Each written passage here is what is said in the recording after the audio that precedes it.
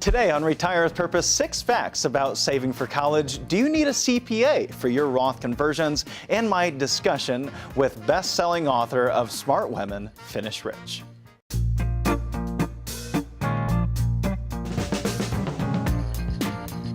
Are you prepared to retire with purpose? To retire knowing your savings is invested to meet unavoidable needs and expenses. It's not how much we make during the good times, it's how much we keep during those really bad times. Certified financial planner Casey Weed is president of Howard Bailey, an advisory firm that believes successful retirement begins with a detailed financial plan personalized to help achieve your life's purpose. Whatever risk you faced, we've got a plan. The Howard Bailey team is committed to practical financial planning so you can enjoy family and the future without uncertainty or stress. Stay tuned and learn how you too can retire with purpose.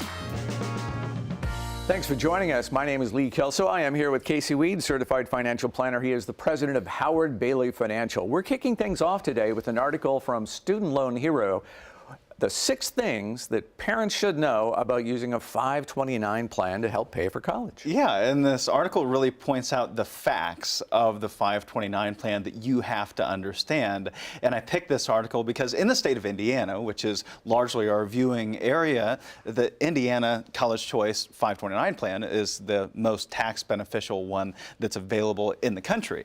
And so we should really understand how this vehicle works. When we had a previous article that we put out as part of our weekend reading for retirees, pre-retirees, that came from Michael Kitz's, and it was the hierarchy of tax preference savings vehicles. And he said, well, that's really, it starts with HSA, then you've got your Roth IRAs, your Roth 401ks, then beyond that you've got your 529 plans, and then once we get into those higher income echelons, we cross certain barriers, then we might have to start looking into alternatives for tax preference savings vehicles where we can get tax benefit.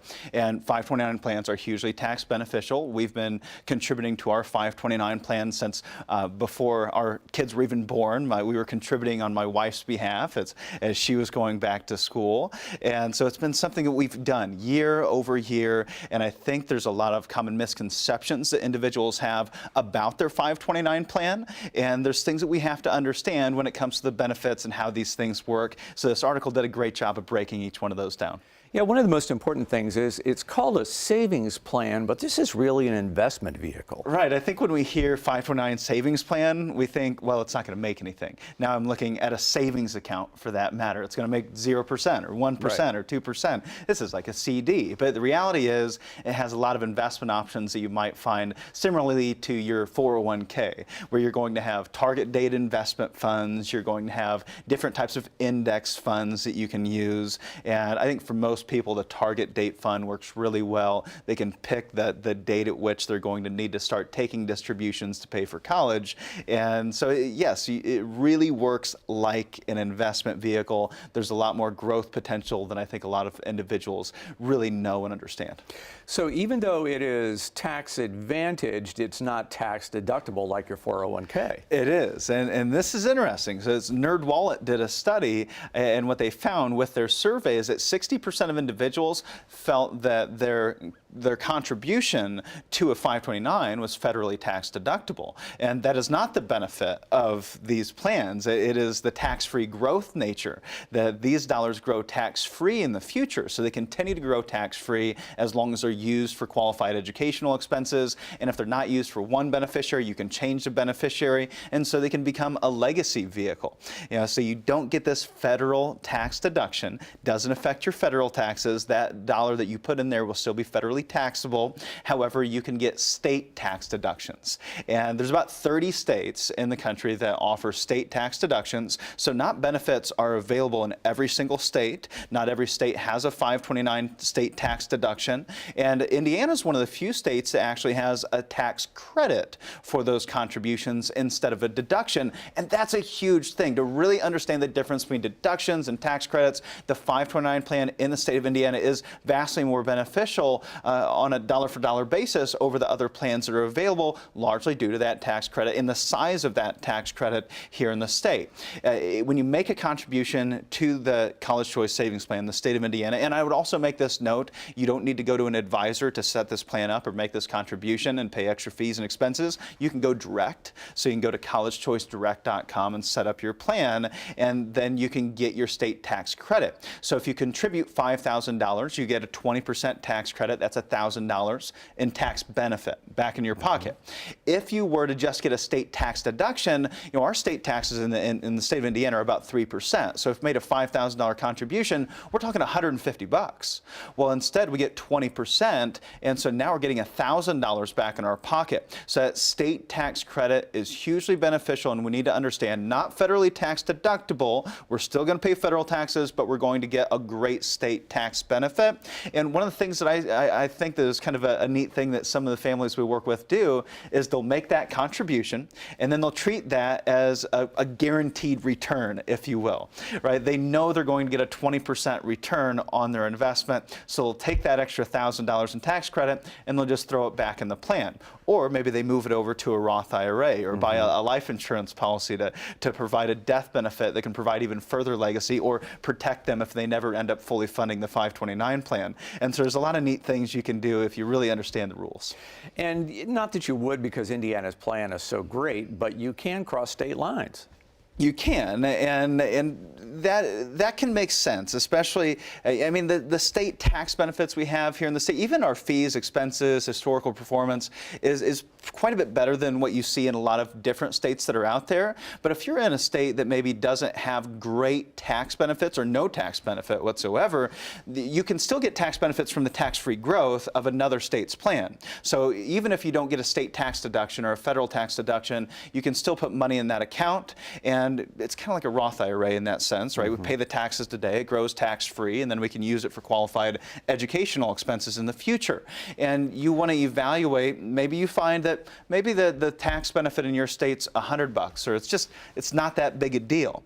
And so you might actually be better off not even getting the state tax deduction, going to another state's plan and getting, say, better performance or better investment options, or even higher contribution limits for that matter. And that doesn't mean that you have to attend a school in that state at all. Right. I think we need to understand the state-specific plans and what their rules are, but for the most part, we are, yes, able to port. Plans are very portable. So this is a great benefit, but what are the limits?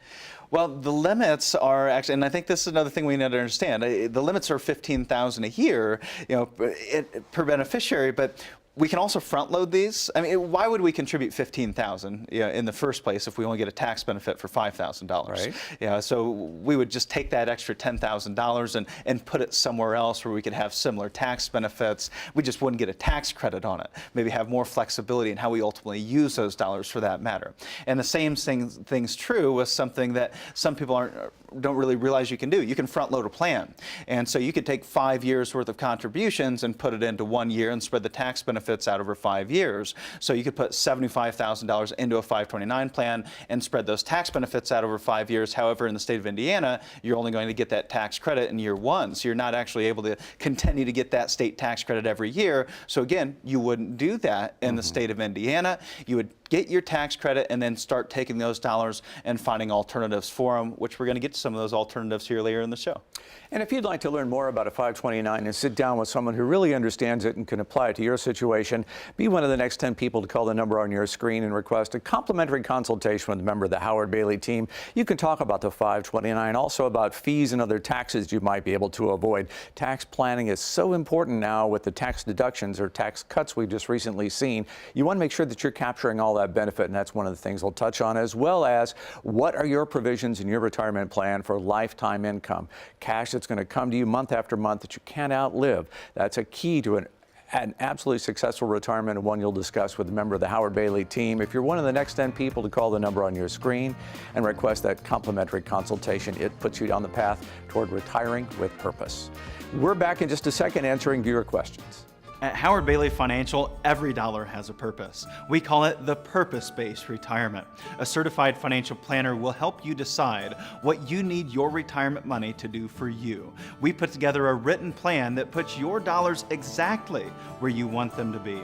And we put every dollar to work to maximize your retirement efficiency. For a higher level of insight and care, choose the purpose-based retirement from Howard Bailey Financial. Call us now to set a complimentary consultation. Each week we answer questions from viewers that come to us at info@howardbailey.com. We pull out an email or two and then bring them to you here on the air. That's how we got to Bernie in Michigan. What are the pros and cons of hiring a CPA when doing Roth conversions?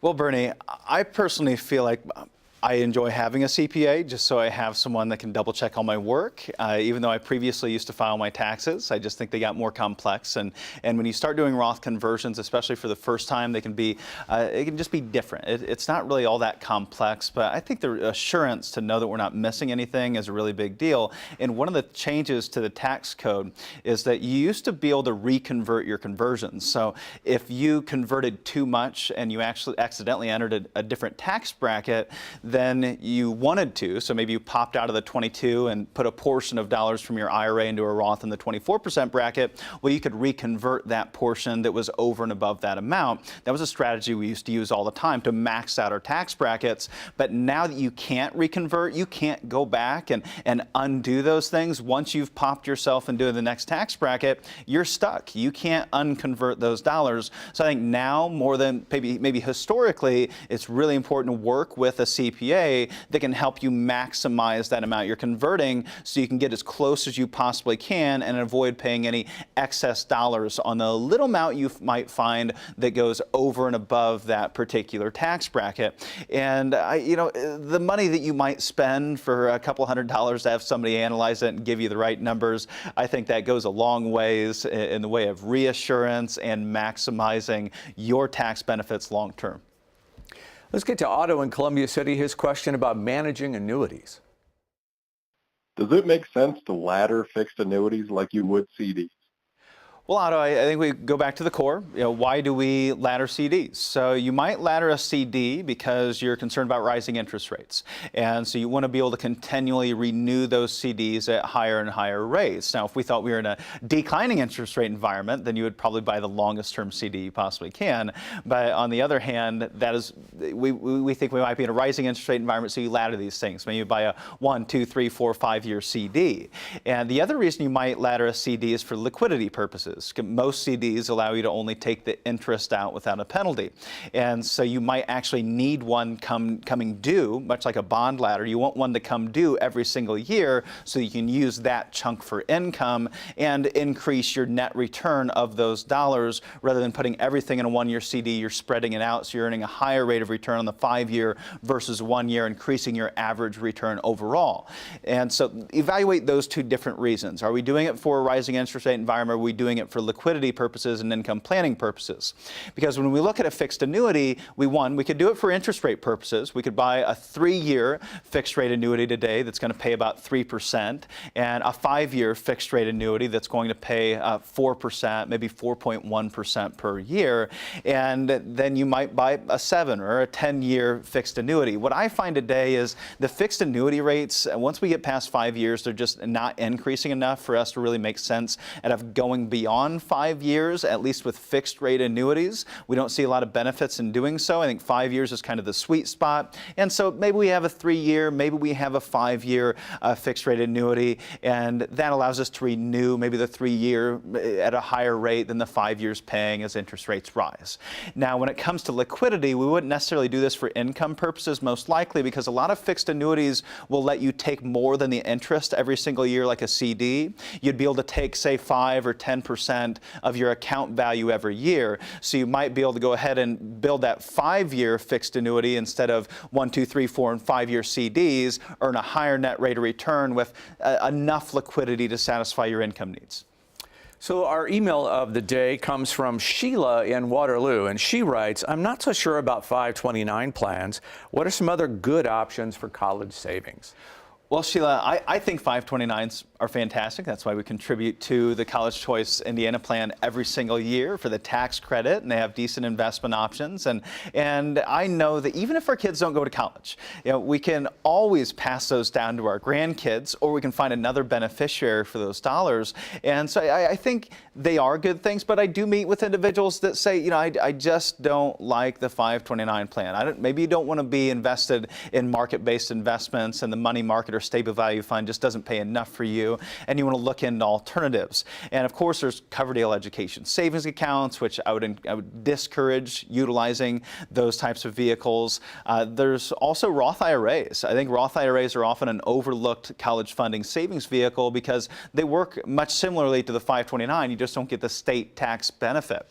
And so you make contributions to the Roth IRA, you pay taxes on the dollars today, it grows tax-free, much like your 529 does, but it could be used for college education tax-free, but it could also be used for a first-time home purchase for that child as well. So you have more flexibility in those distributions in the future. You can also take out your original contributions without paying any tax penalties, and so or income taxes for that matter on your actual cost basis, and those dollars come out first. Another interesting concept that we've used with some of the families we've worked with is using a cash value life insurance policy.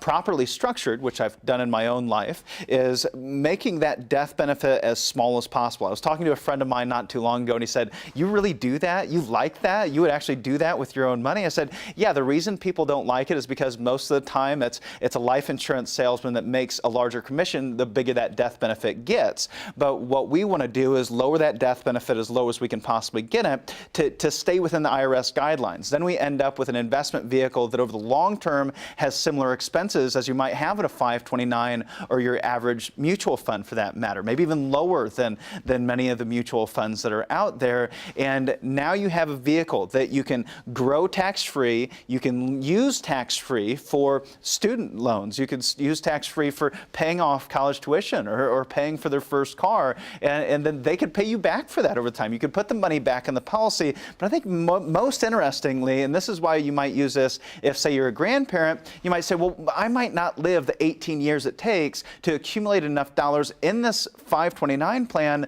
so that they can actually fund college. Well, now you've got a vehicle that if you live long enough, you make all those contributions, you can use it tax-free for their college education funding, but if you don't make it, now you've got a big tax-free death benefit that can be used to put towards those things and maybe help other family members at the same time.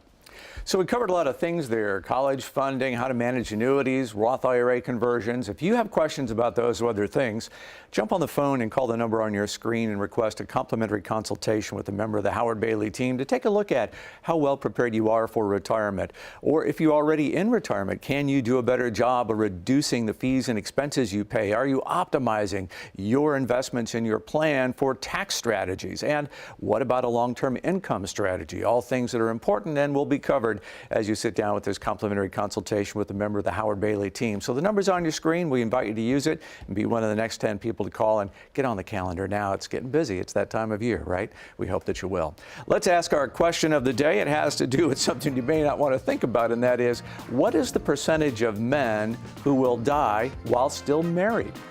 Casey has the answer when we come back. At Howard Bailey Financial, every dollar has a purpose. We call it the purpose-based retirement. A certified financial planner will help you decide what you need your retirement money to do for you. We put together a written plan that puts your dollars exactly where you want them to be.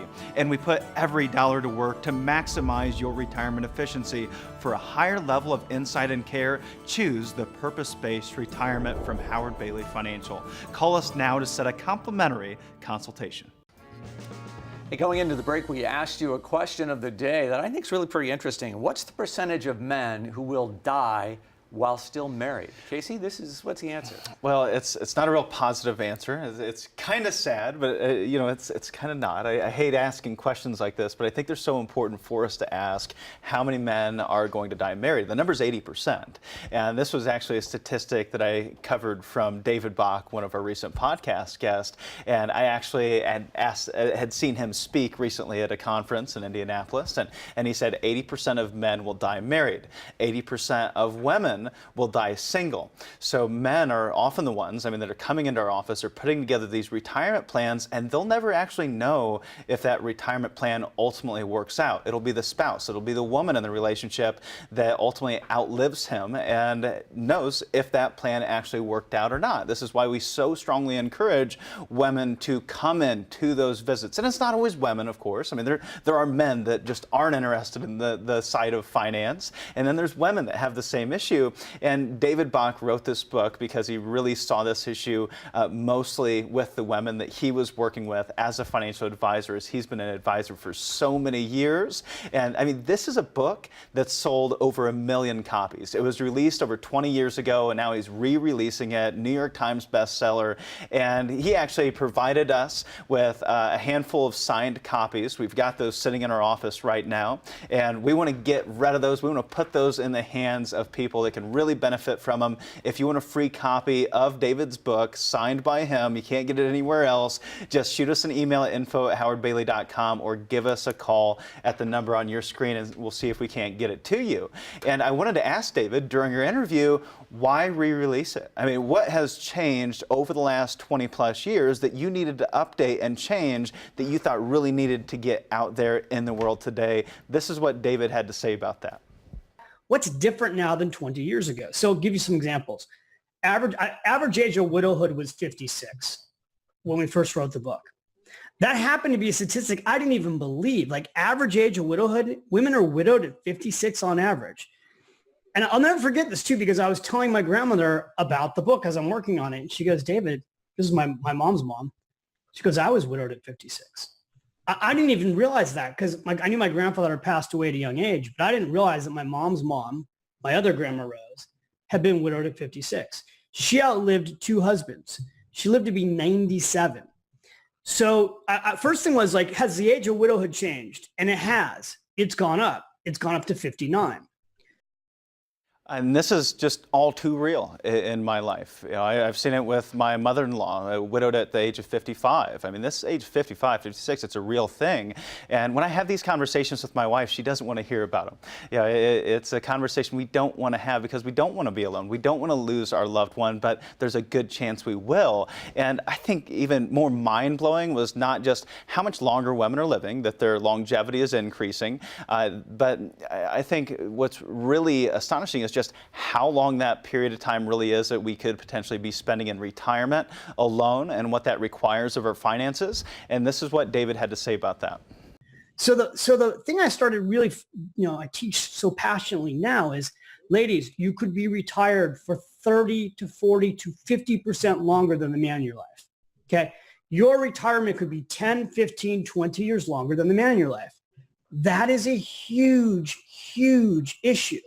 So you've got to prepare for that. You have to have more money set aside for retirement. Well, I think what David said is something we experience quite often. This is why we so strongly encourage that both spouses are present when they come in to visit with our team. For the first meeting, the second meeting, the third meeting, the fourth meeting, I want to make sure I'm meeting every individual that is going to potentially be taking over the finances at some point in the future, because it could be the man, it could be the woman, it's going to be one of the two, because you're not most likely going to pass away at the same exact time. Someone is going to be taking over those finances. I think one of the interesting things that David said, he said women need to save 20% more for retirement than men do because of their longevity risks that they have. He said, if you're putting away 10% a year as a man, you need to be putting 12% away as a woman. And that can be a little intimidating to save that much more, but you're most likely going to need it given your longevity. Another thing that he said was very different today than it was 20 years ago was something he called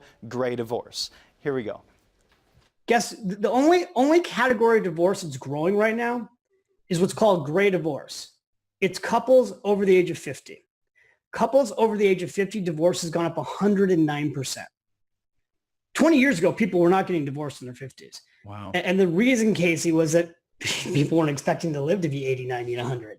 Now people are getting into their 50s and even their 60s, and they're going, you know what? If I'm going to be alive 20, 30 more years and my marriage isn't going well, I don't know if I want to stay in this marriage. Well, there's nothing more true than that from my personal experience. I mean, my parents were married for over 40 years. They divorced in their 60s, and you go, why would they do that? And I've heard my dad say, and I've heard my mom say, well, if we're not happy today, we don't have a whole lot of years left. We want to make sure we live them to the fullest. I helped settle that transaction. I helped make sure that I was the impartial third party to make sure everything was fair. But many people don't have that impartial third party. They go through attorneys and funds get lost if we don't know where all the money is. And this is what David had to say about making sure that doesn't happen to you. When you work on your finances as a team, when you have goals and dreams based on your values, when you do financial planning together, you stay married and you stay happy and you have a purpose bigger than just yourself. So what I teach is that, and it's the beginning of the book, I have these 17 things you need to know about your money, where it all is, everything, where's the will, where's the insurance, where's the 401k plans, where are the IRA accounts, what are these things earning? You need to know this before you go through a divorce or before you go through widowhood. Well, there's a lot of things to know, and in order to stay on the same page, Dave is very passionate about staying together. That's why he wrote the book, Smart Couples Finish Rich. He has these regular visits with his finance, he calls them finance dates, and we use those same thing in our marriage. It's hugely beneficial, understanding that finance is one of the top concerns that people have and one of the number one causes of divorce. So as a woman, he gets asked all the time, what specifically do you need to know about the finances? Here's what he had to say to wrap it up. I always say to women, like, look, if you're married, what do you need to know about the money? The answer is everything, right? Like literally the quiz in the beginning of Smart Women Finish Rich is a 17-question quiz. It's called the Financial Knowledge Quiz. I'm like, you need to know everything in here. Now, if you're single, what do you need to know and do? You need to do everything in here, right? So the best way to protect yourself financially is not delegate your financial life to another man in your life. Well, it's easy to see why that would be a New York Times bestselling book, right? And if you'd like to get a copy for yourself, we make it so easy. Send an email to info@howardbailey.com. We have 10 copies autographed by David Bach, and we'll get one out to you if you either send an email right now or call the number on your screen. Be one of the next 10 people to call the number on the screen and request a complimentary consultation with a member of the Howard Bailey team. It's a chance to sit down and take a look at what's happening in your portfolio with fees and expenses and how can those be minimized. Is there a long-term income strategy? What about a long-term care strategy? All important factors for a successful retirement, things you'll talk about with a member of the Howard Bailey team with this complimentary consultation if you'll pick up the phone and call the number on the screen. We appreciate you joining us today, and we will see you next week.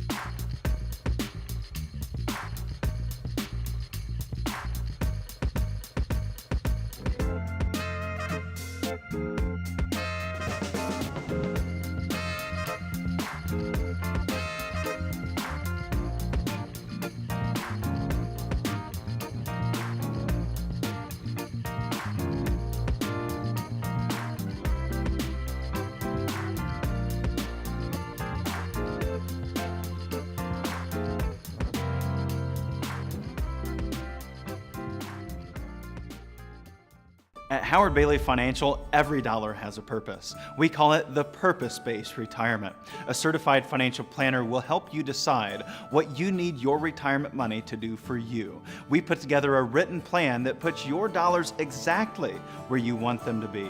And we put every dollar to work to maximize your retirement efficiency. For a higher level of insight and care, choose the purpose-based retirement from Howard Bailey Financial. Call us now to set a complimentary consultation.